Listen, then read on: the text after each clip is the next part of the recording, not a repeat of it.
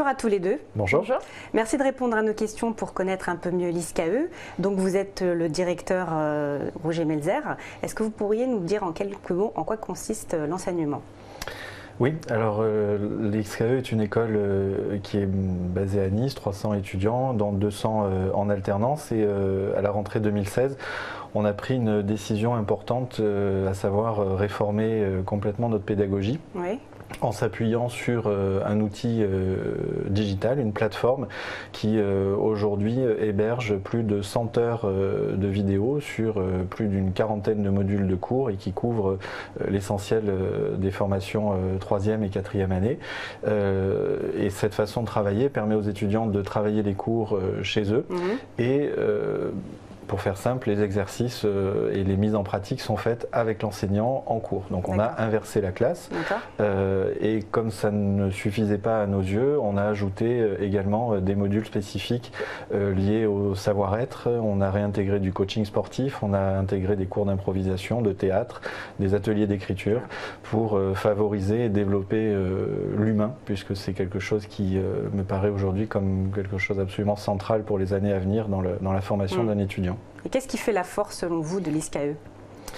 Alors c'est peut-être de rester en cohésion avec le monde de l'entreprise, ou en tout cas de créer des liens qui souvent manquent avec le monde de l'entreprise, parce que tout ce qu'on a fait en matière de pédagogie, ça n'est rien d'autre qu'une métaphore du monde de l'entreprise.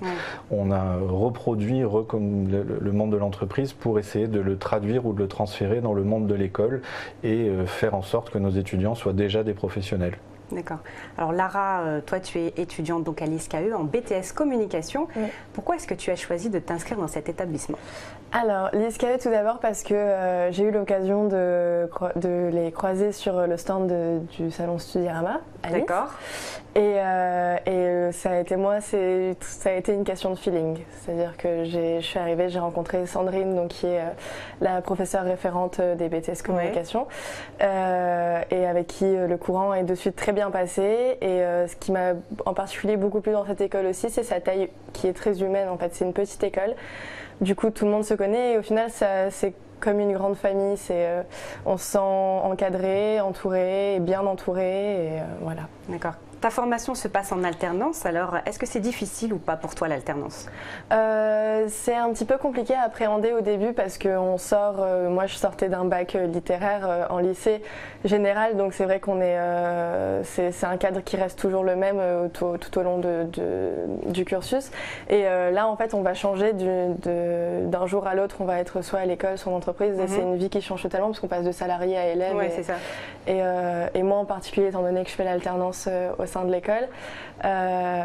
Oui, tu as trouvé ton entreprise qui est donc l'ISCAE. C'est ça, exactement. C'est d'une pierre deux coups, l'école et l'entreprise. Exactement.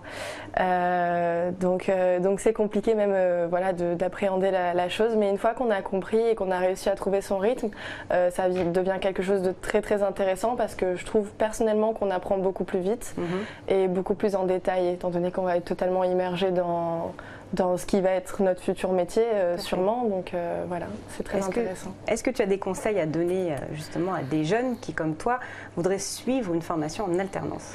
Alors tout d'abord, je pense que c'est la toute première qualité qu'un élève doit avoir quand il se lance dans une formation comme ça, c'est du courage et de la volonté.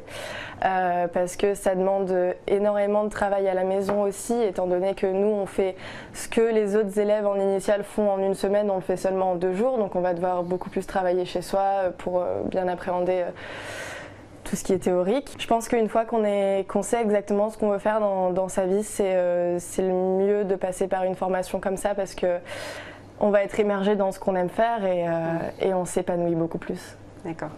Merci à tous les deux d'avoir répondu à nos questions. Merci. Merci.